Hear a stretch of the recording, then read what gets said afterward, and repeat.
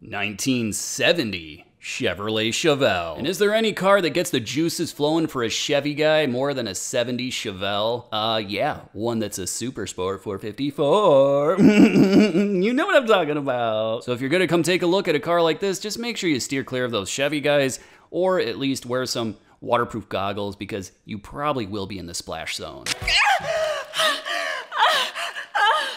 And speaking of the splash zone, I wanted to have a serious talk about our relationship. I recently tried a new style of video and it did not go well. It went very poorly, in fact. People requested more farts.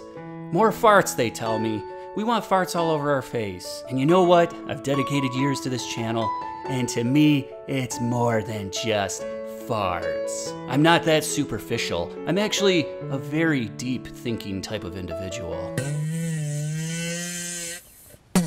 Well, that was a very inopportune time for that to happen. So I just wanted to plug my second channel, Cars and Zebras Greenlight. It's gonna have some educational videos, some will be serious, some will be old, and even some new stuff that just won't fit on this channel. Make sure you check it out. And please, don't request more farts on that channel. They're not gonna be there. And in 1970, if you got the base 454, it was rated 360 horsepower. It's pretty impressive, but I think that Chevrolet underrated that. In fact, I think we all know that they were lying more than me when I told my ex-girlfriend that I shower regularly. Newsflash, I don't. I got some stank.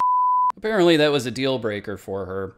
But this car that we're featuring is not the peasantly base 454. Oh, come on. This one is an LS6 454. All right. Oh, Christ. How you doing? Thanks, Maddie McConaughey. You can now go back to doing whatever it is that you do. It was a wet dream. With that LS6, the compression ratio went from 10 1/4 to 1 up to 11 1/4 to 1. Not to mention 4-bolt mains, forged aluminum pistons, forged steel cranking rods, a solid lifter cam, an aluminum intake manifold with a Holley 780 sitting on top of it, and get this, deep groove pulleys to handle the higher RPM redline. And if there's one thing that Cars and Zebras knows how to do, it's groove. And what do all of those changes equate to? Well, again, that base 454 was 360 horsepower. The LS6 454? 450 horsepower. Oh, and just, unfortunately, only a little bit of torque. Kidding! 500 pound-feet of torque.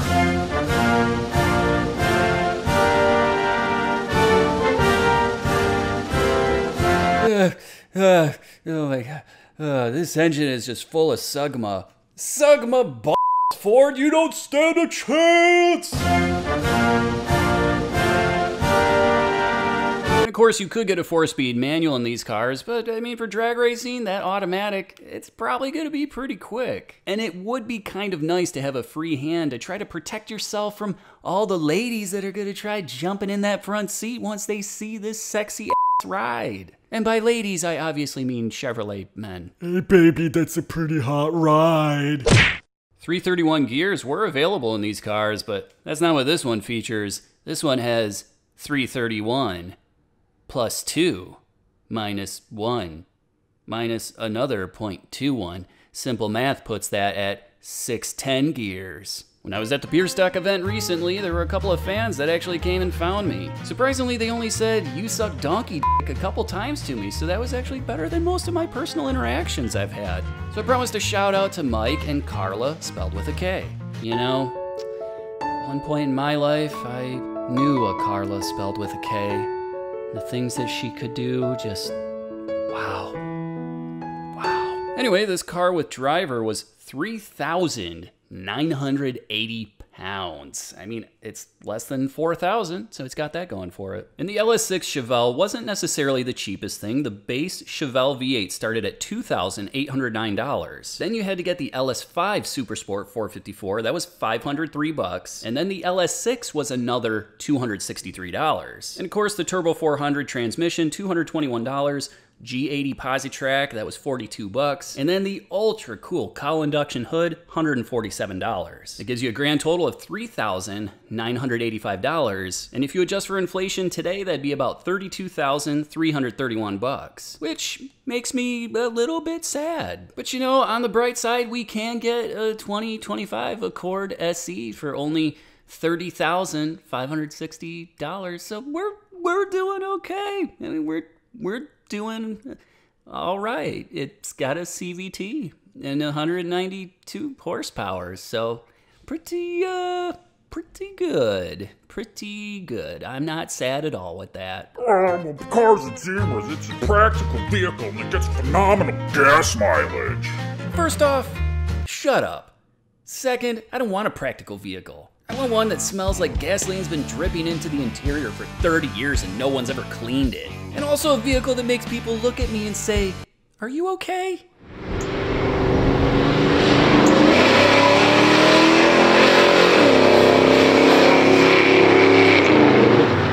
These LS6s aren't as rare as you might think. I mean, they weren't common, but they weren't super rare either. There were 4,475 total LS6s for 1970, and that includes all the hardtops, convertibles, and El Caminos. As you can imagine, quite a few car magazines tested the LS6 Chevelle in 1970. But one of the more reputable came from Hot Rod. They had a car with 410 gears and a 4-speed manual. It ran 1344 at 108 miles per hour. So if I was any opponent of this car, I'd be pretty worried.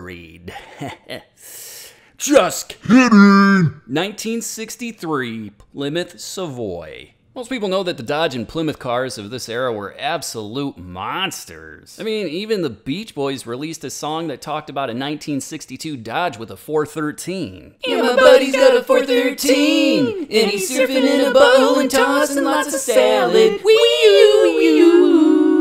But by 1963, that 413 turned into a 426 Max Wedge. Oddly enough, I was called the Max Wedge in high school. I had a lot of friends, lots of them.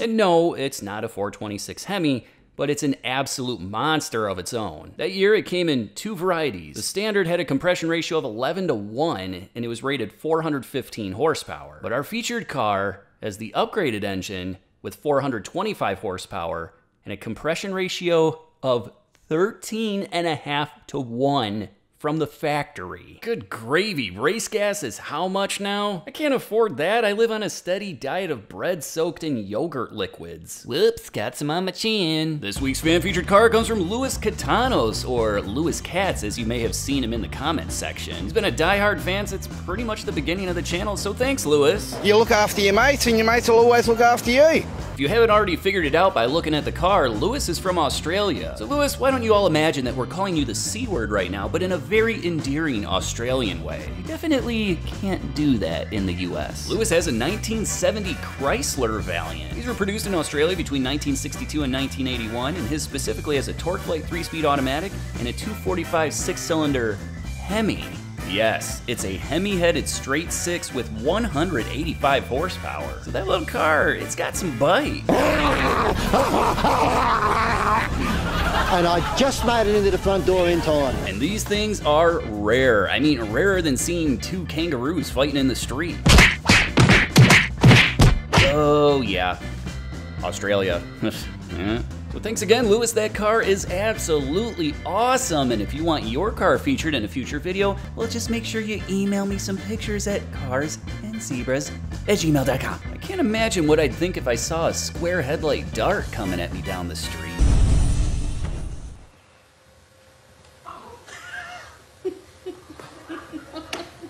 I am never going back in the water. Me either.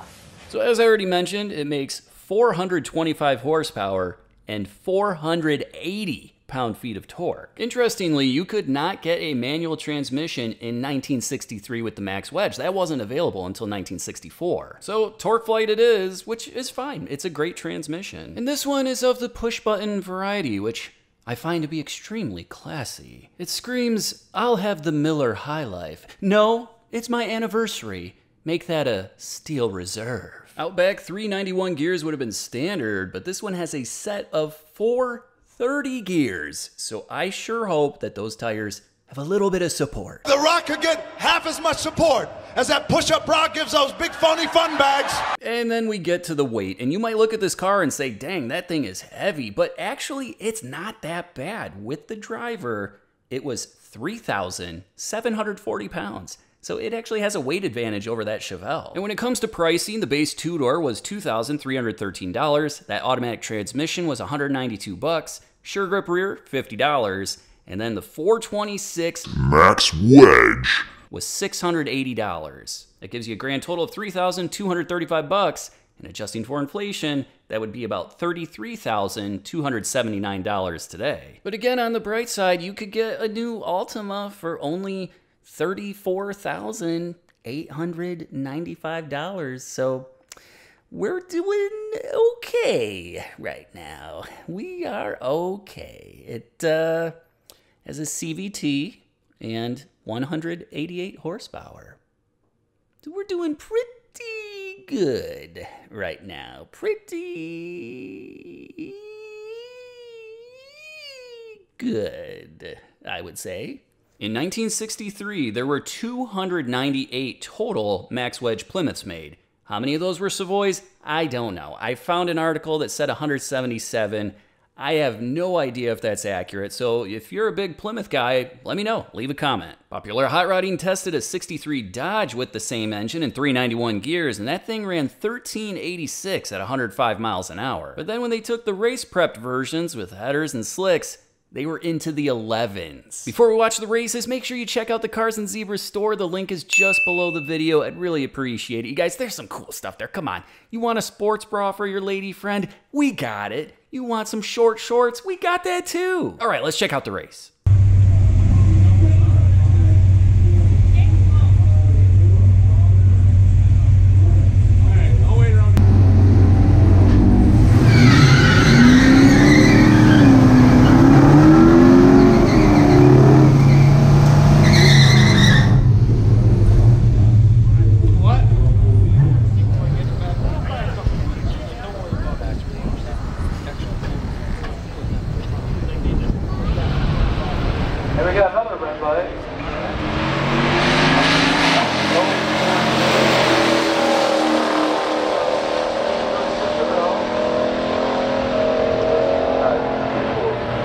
In the first round, the Savoy was quicker, but they got a red light, so that gives the automatic win to the Chevelle, who ran 13.01 at 105.99 miles per hour. Let's see what happens in round two.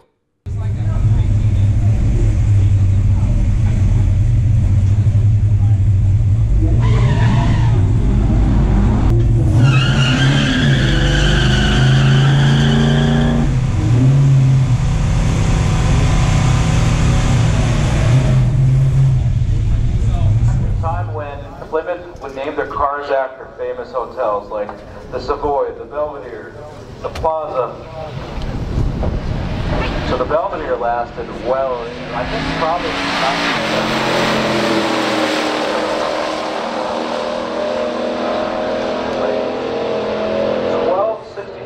There were no red lights in this round, so the Savoy took home the win, running a blistering 1264 at 110.15 miles per hour. The Chevelle looked good too, running 13.09, but just wasn't enough to win this round. So with things tied up 1-1, let's see how that tiebreaker goes.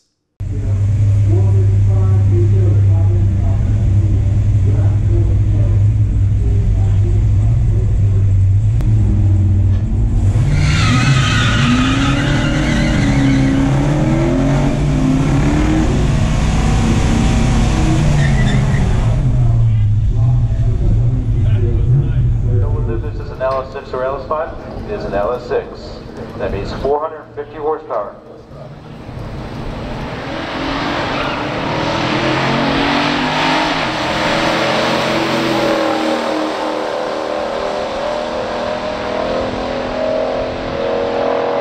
The winner of this one is Jim Kelly. In the final round, the Chevelle ran its best time yet at 1288, but it wasn't quite enough to beat the Savoy's 1282 at 110 miles per hour. And with that, the Savoy wins the best of 3 title. Huge thanks to the owners for bringing out these cars. They are awesome. And thanks to all of you for watching. You're the real heroes here.